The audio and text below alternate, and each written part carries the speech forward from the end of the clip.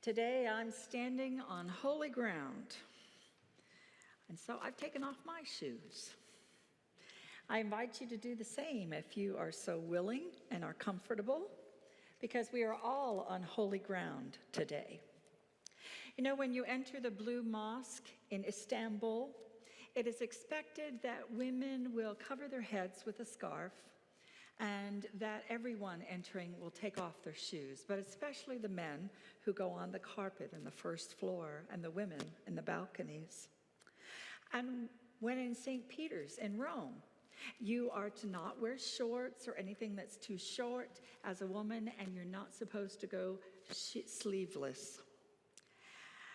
And once upon a time, you also had to wear a veil. Now, with standing in front of the Western Wall in Jerusalem, it's expected that men will wear some kind of a hat, including a traditional yarmulke or kippah.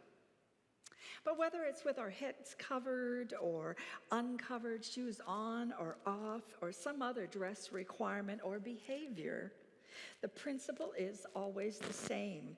The holiness of the place is shown respect. It's just not clear whether we're always going to recognize that holy place.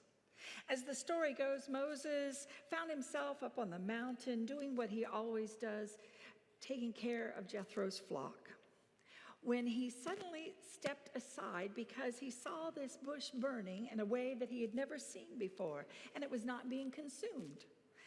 And then this voice came out of the bush, "Come no closer, remove the sandals from your feet, because the place on which you are standing is holy ground." Now that's the point in this story that we might get a little queasy with. Because, well, if we were there, we might start turning around looking, where's the camera? There's got to be a camera somewhere, right? Someone must be pulling my leg. And if we had responded in such a way, there's a good chance that we would have missed something. We would have missed an encounter with God. There was this guy, I'm going to call him Rick, and he says that he may have done just that, missed an encounter with God. He attended worship service where the preacher was talking, where the preacher was talking about an act of forgiveness. And in telling the story, the preacher got a little weepy. And as soon as she did, Rick lost the thread of the sermon and started wondering if the preacher had written in their manuscript, "Weep here." He might have been on holy ground. There might have been something important that God wanted Rick to hear that day, but he missed it because he had on shoes of skepticism tightly laced on his feet. Now that happened in a church where we expect God to speak to us. But church isn't the only place where we might find holy ground. You're taking a walk when an idea suddenly occurs to you about your life and a change that you need to make. Or you're reading a book and suddenly the passage in the book, it suddenly comes alive for you. You connect ideas and understand more fully something that you've been working on for a long time. Or you're busy with the responsibilities of your daily life and suddenly your daughter comes up and says, "Mommy, read this book to me," or "Daddy, please play with me." You are in the midst of trouble or depressed about the way your life is going, and you receive one of those "I'm thinking of you" cards from a friend. Like Moses, we can either choose to stop and listen, we can choose to be on holy ground, or we can move right on with our lives. Moses chose to stay. He said, "Here I am, here I am." He made himself open and available to God. And after God had told Moses what God had in mind, he said, "Now who am I to do such a thing? Why should I go?" Just as we might ask, "Why me, Lord? Of all the people and all the places of the world, why me, God? Why am I the one who needs to go out and mentor underprivileged students? Why am I the one that's supposed to head up that collection of flood buckets to go to Texas? Why do I need to take a gap year after college and go and serve somewhere in the world? God told Moses he was the one and the only one who could act on God's behalf to right the wrong that had been done to God's people. God had heard the cries of his people and decided that Moses would be the one to set them free. And as you can imagine, that made Moses question himself, just as any of us would do. We make ourselves available, but then we go, I wonder if it's really me that needs to do that. What do I have to offer? What do I have to offer? Moses thought, well, Aaron speaks better than I do, and Jethro has a lot of wisdom, and Miriam is definitely more spiritual. Or in our case, Susan's far more organized than I am. And Bill is younger, and certainly Ralph is more compassionate. Why don't you ask them, Lord? But God is clear. We are the ones right then and there that are standing on holy ground, and God wants us.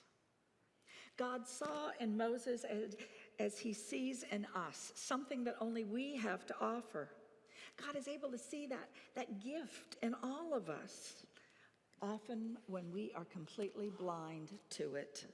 In God's eyes, Moses was the one God wanted to accomplish what God needed him to do.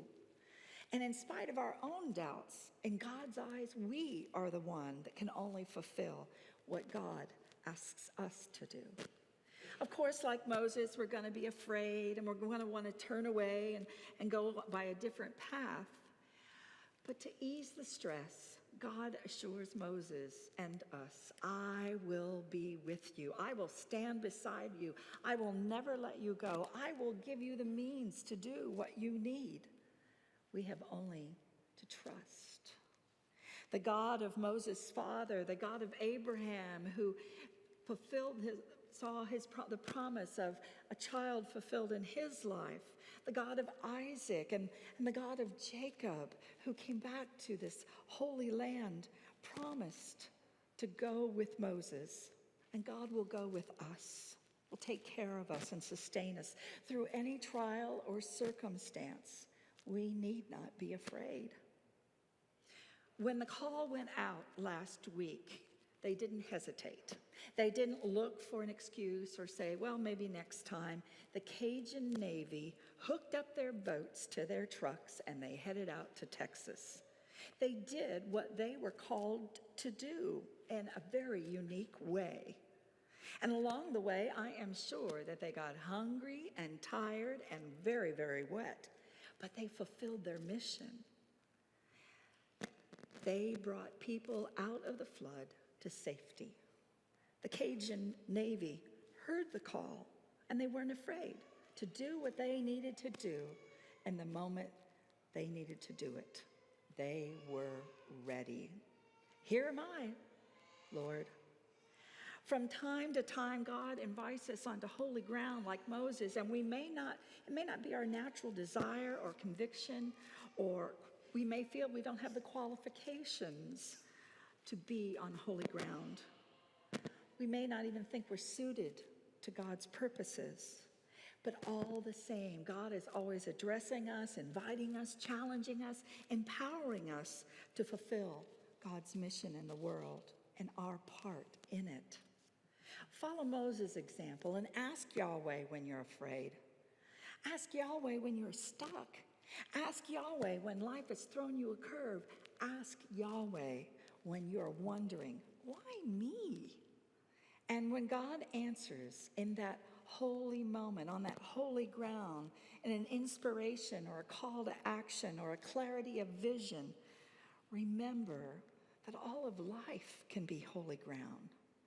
Don't miss your burning bush.